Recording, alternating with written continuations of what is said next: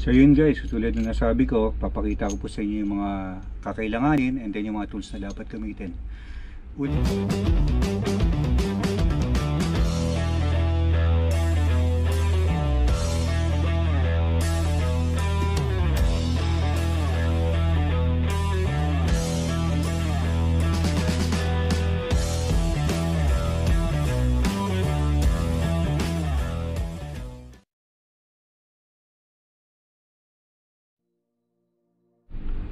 Hello, blessed morning mga kapadyak. So, andito po tayo sa bahay.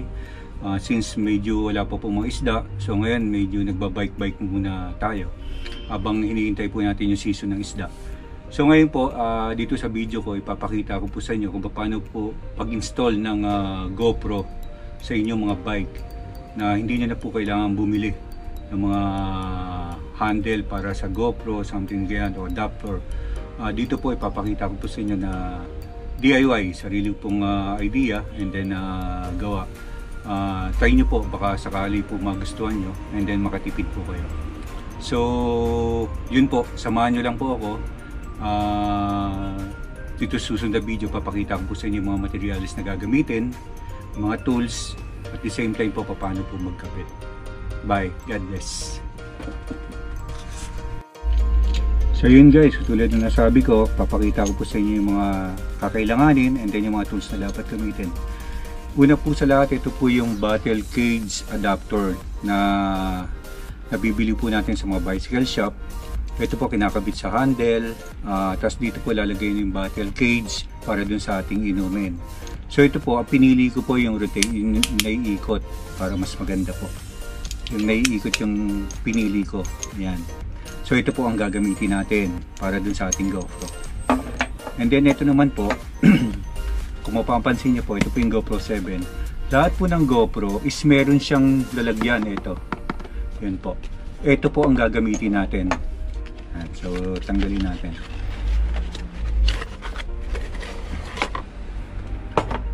Ito po yung sinasabi ko, di ba? Lahat po ng GoPro may ganyan. Diyan po nakakabit yung GoPro natin. Pag binili po natin na nasa box. So ito po, tatanggalin po natin yan. Yan. Yan. Ito na po yung gagamitin natin mamaya. Yan. Ito, yung GoPro na kasama dun sa box. Saka ito po, yung battle cage adapter. Yun lang po. Ganun lang po kasimple.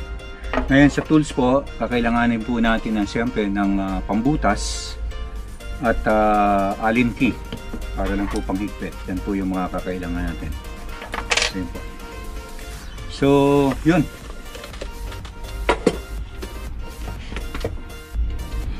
Nakalimutan ko, kailangan din po natin ng ballpen o kaya lapis.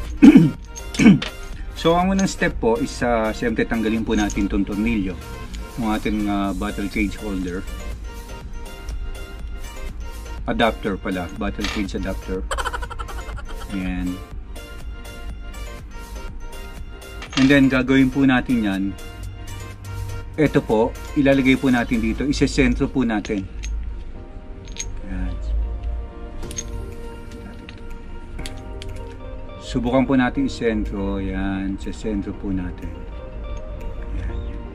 Sentro po natin sa gitna. Yan po, para pag ganyan ang mangyayari. So, siyempre, mamarkahan po natin ng pencil o ballpen. Lagyan po natin ng mark. Ayan po. Ngayon po, siyempre, pag nalagyan na ng mark, ayan, may mark na. Simple lang po. Siyempre, bubutasan natin.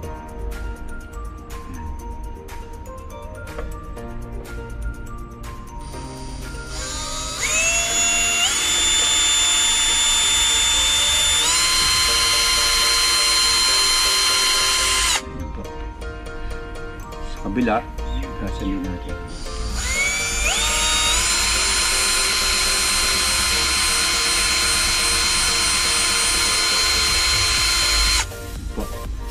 Yan.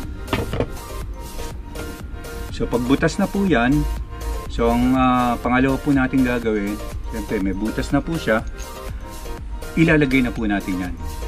Yan.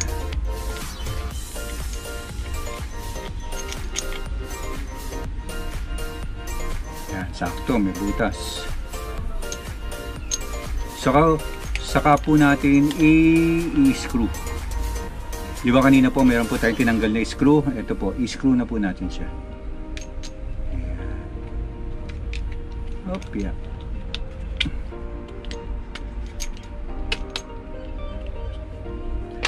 Then gamit po tayo ng Allen key.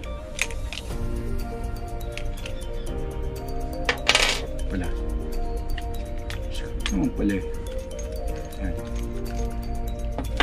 Isa. Tanggalin muna natin po ito para hindi sagaban. Ay! Hulog na naman. Oh no! Hulog ng gamit. Ayan. So yun po. Pitan lang natin.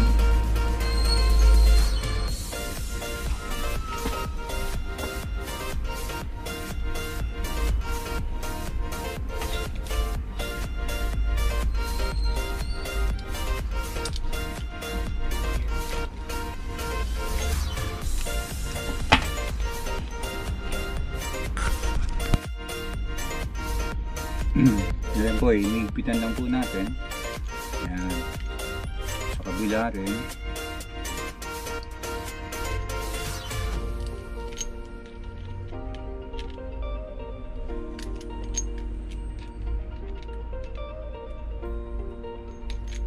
Ayan po, inigpit na po.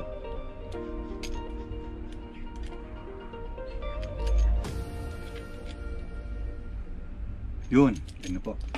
Then kabit ulit natin to. Ayan. Diyan na po. So ganyan po magiging posisyon yan. Ito po ikakabit po natin sa handle. Mamaya po samahan nyo po, kakabit po natin ang actual sa bike. A few moments later. So yun guys, ito na po yung kaninang binidyo ko. Naikabit na po natin yung sa GoPro dito sa bottle cage adapter. So ngayon po, actual po natin, kabit natin sa bike ko. Ako usually dito ko po kinakabit sa handlebar para kitang-kita yung front kung sakaling gusto yung mag-video.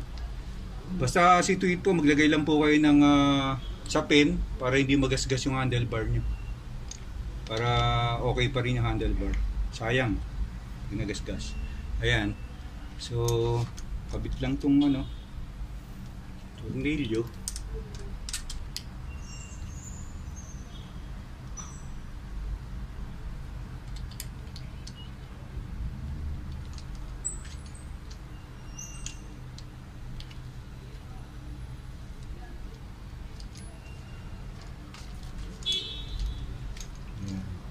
Ngayon po, kailangan po natin mag-isip ng paano tayo makakatipid. Kasi kung bibili pa po tayo ng ng ganito sa GoPro, medyo may kamahalan din po. So kung ano lang po yung mga meron po tayo, katulad nitong sa GoPro na to, kasama na po to. Pag binili nyo yung GoPro nyo, meron na po siyang kasama. So gamitin po natin. Bili lang po tayo ng bottle cage adapter. Ayun na. Magagamit nyo na po.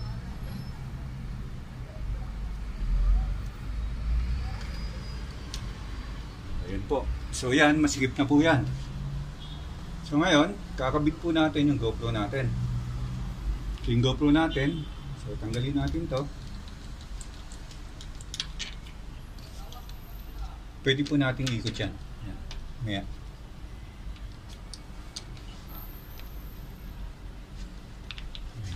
Ganyan lang kasimple. Hindi nyo na kailangan gumastos. Lalo pa sa panahon ng pandemic. Yung gagastos yung pong pambili dito, bili na lang po ng vitamins. Lakas pa po kayo. Ayan, so sabi parang baliktad, no? Kaya ako po pinili yung naiikot, so pwede nyo pong i-rotate yan. Hindi na sa baliktad. Ayan. Ang purpose po na naiikot po yung ganyan, kaya rotational po yung kinuha ko. Kung nag-vlog po kayo ng straight, pwede nyo pong i-down yan, di ba? Pwedeng i-down, pwedeng i-up. Pwede rin po, ang bawa kung kukuha kayong patagilid, pwede nyo po siyang iside. Habang nagpapassing po kayo, kung may makukunan ko kayo mga bikers, yan, pwede nyo pong iharap ng ganon, nagpapass po kayo, nakukuhanan silang isa-isa. Tapos po, pwede nyo i-diretso. Yan po ang kagandahan, pag yung rotational po yung kinuha nyo, naiikot po na bottle cage adapter. Yan po. So yun lang po. sana po may natutunan po kayo. Ito po malaking bagay po ito. Makakatipid na po kayo. At siyempre sa panahon ngayon, dapat mag-isip-isip lang po tayo. Tipid. And then muli po, dapat keep safe. Always wear mask pag nagbabike po kayo. Yun lang po. Bye-bye. God bless.